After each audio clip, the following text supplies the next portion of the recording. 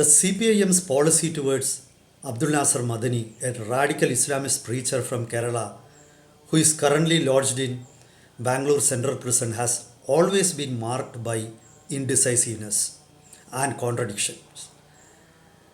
Incidentally, Mr. Madhani has been put in Bangalore Central Prison following charges of his involvement in Bangalore blast, which killed a couple of people and injured many. In the past, Mr. Madhani had been accused of masterminding Coimbatore blast, but later he was freed of charge by courts. So let's return to our original theme. When did CPIM start causing up to Abdul Nazar Madhani? It was in early 1990s. Till then, Muslim League was the major influence among Muslim community in Kerala.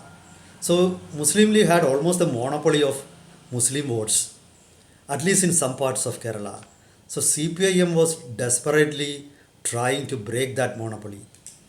And Abdul Nazar Madhani gave them a golden opportunity. By late 1980s, he had become very popular among Muslim youth. He was a rabble rouser, a speaker who attracted many Muslim youth. He was often accused of attracting youth to extremism, and he had floated a social outfit named Islamic Sevak Sangh or ISS, which tried to imitate RSS. And for the first time, Madhani was publicly supported by none less than former CPIM General Secretary Mr. EMS Namboodiripad, who compared him with Mahatma Gandhi. Then on, CPIM's relations with Abdul Nazar Madhani shifted from extreme friendliness to antagonism. So that was the CPIM attitude or policy. Actually, the policy of CP indecisiveness is not genuine. It was a political strategy. And CPIM, whenever they wanted the help of Abdul Nazar Madhani, they tried to cozy up to him. They sanctified him. Whenever they found that criticizing Madhani would bring them political mileage, they did that. And at present, CPIM strongman and former Kannur district secretary Mr. P Jayarajan has brought out a book named Kerala, Muslim Politics and Political Islam, in which he accuses Mr. Abdul Nazar Madhani of pushing youth towards extremism. So, in a way, he is now describing Mr. Abdul Nazar Madhani as an extremist or a radical Islamist. Recently, that book was published or released at a function in Kozhikode, and it was released by Kerala Chief Minister Mr. Pinarayi Vijayan. During the function, Mr. Pinarayi Vijayan distanced himself from Mr. P Jayarajan's opinion. He said the opinion expressed in the book belonged to the author only, and implying that he didn't share the opinion. So this is the current situation. Immediately after the book was released by Mr. Pinarayi Vijayan, members of People's Democratic Party, a party founded by Abdul Nazar Madhani, burned copies of the book outside the venue. And significantly, the leader of or the state general secretary of PDP pointed out that not a single case exists or existed against Abdul Nazar Madhani in Kerala. His question is, against that backdrop, how could a political leader blame him or call him an extremist? Actually, his comments are relevant, pertinent. The truth is that the political parties, it's not the CPIM or the LDF, even Congress and the UDF had embraced Mr. Abdul Nazar Madhani at times when it suited their interests. Actually, the words of the PDP General Secretary Mr. Aliyar has exposed the duplicity of political parties in Kerala. It has exposed the hypocrisy in Kerala politics, the opportunism in Kerala politics. How political parties in Kerala competed with each other in encouraging communalism. All those aspects have been brought out by those comments of Mr. Aliyar. Now, the question is why a CPIM leader like Mr. P Jayarajan, who is known for his strident, who is known as a strident critic of the RSS, brought out a book against Islamic fundamentalism in Kerala. Why? This is the very important question raised at present. We also need to look into the history of CPIM's relationship with Abdul Nazar Madhani. Then, what is in store for the future? What is happening in Kerala politics? Let's take a closer look into the emerging political situation in Kerala. Welcome to Insights. This is Hari Kumar. Let me start with the history of CPIM's relations with Abdul Nazar Madhani.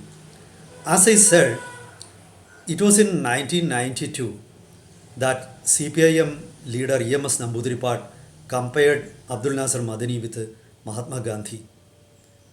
That was actually a preposterous comparison. It was like comparing apple to orange. No, it is something far different. Actually, at that time, EMS Namboodiripad was trying to attract some Muslim votes. The backdrop of those comments was Ottapalam Lok Sabha seat by-election. Mr. K.R. Narayanan, who represented Ottapalam Lok Sabha seat, had become the president. Now that seat fell vacant. CPIM had put up Mr. Shivaraman as their candidate. And Ottapalam is a Lok Sabha seat where there are considerable number of Muslim voters. So EMS Namboodiripad wanted to attract their votes, and that was why he made a comparison. And that clicked. Mr. Shivaraman captured the seat which was won by Congress earlier, and Shivaraman won by a majority of over 1 lakh votes. But the comparison attracted a slew of criticisms from other political parties and social groups in the state. Eventually, CPIM realized that the situation was not favorable for them, and the All India General Secretary of CPIM, Mr. Harkishan Singh Surji, published an article in People's Democracy disowning the comments of EMS Namboodiripad, which was in effect censuring him in public. And then onwards, CPIM started the blowing hot and cold game towards Abdul Nazar Madhani. In the 2001, before that, in 1998, when E.K. Nayanar was the Chief Minister, Mr. Abdul Nazar Madhani was arrested in connection with Coimbatore blast. The police team was led by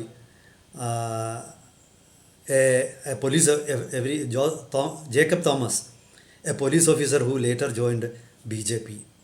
And in 2001 Kerala Assembly elections, Mr. Abdul Nazar Madhani supported the UDF, which was led by A.K. Antony. In 2006, the PDP or Abdul Nazar Madhani supported LDF.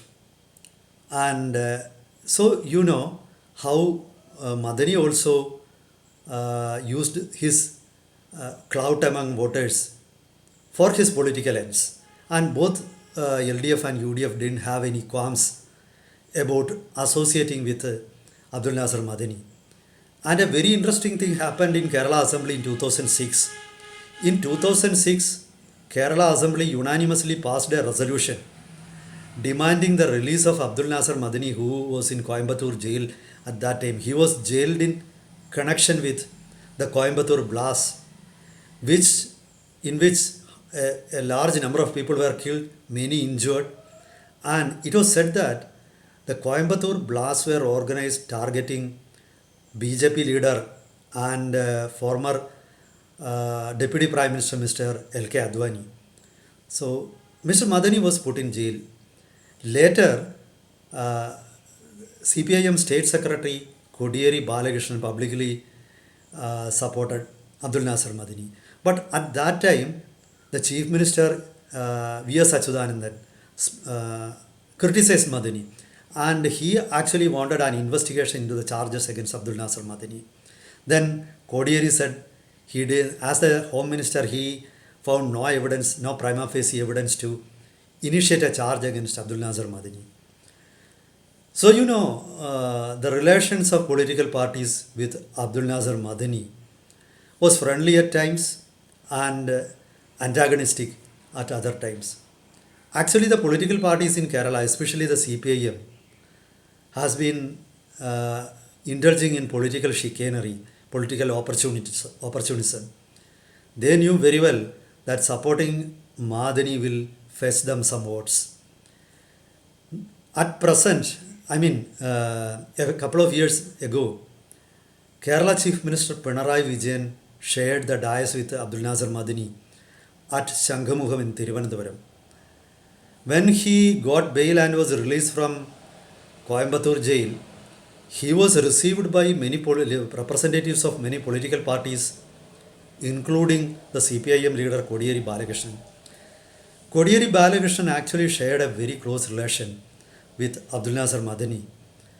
And in the meantime, there had been many accusations against Madhani's closeness to extremist and terrorist groups. The police had reported that Thadiyan Davda Nasir, the leader of Lashkar-e-Taiba in South India, had close links with Abdul Nazar Madhani. He was found to be the mastermind of Kalamassery bus arson, in which Abdul Nazar Madhani's wife Sufia Madhani was also arrested. The police found that the bus arson was organized to force the government to release Madhani from Coimbatore jail. So the CPIM and the other political parties in Kerala had always towed a soft line towards Madhani. Now, why all on a sudden Mr. P Jayarajan realized that Mr. Madhani was an extremist? In the book, he specifically wrote that it was Mr. Abdul Nazar Madhani's fiery or rabble-rousing speeches that caused a communal riot at Poonthura in Thiruvananthapuram in 1998. And he had also noted that the Islamic Seva ISS and other organizations founded by Abdul Nazar Madhani had played a role in strengthening communal divide in Kerala, and eventually that caused communal riots. He had also said that Mr. Madhani's speeches had popularized radical Islam among youth in Kerala, and it was Mr. Madhani's ideology that helped the growth of terrorist organizations in Kerala. So Mr. P Jayarajan was very clear about the role played by Madhani in popularizing radical Islam in Kerala or extremist ideology in Kerala. Now, why did all on a sudden he had an epiphany? The reason is clear. During the last elections, BJP candidate Mr. Suresh Gopi won with a thumping majority of around 75,000 from Thrissur Lok Sabha seat. Now, this was a stark reminder to all political parties in Kerala, especially the CPIM. The CPIM also realized that in many Lok Sabha seats like Alappuzha and then Attingel, many CPIM votes had gone to the BJP also. So suddenly the left parties have realized that a Hindu vote bank is in the making in Kerala. Till recently there was only a Muslim vote bank.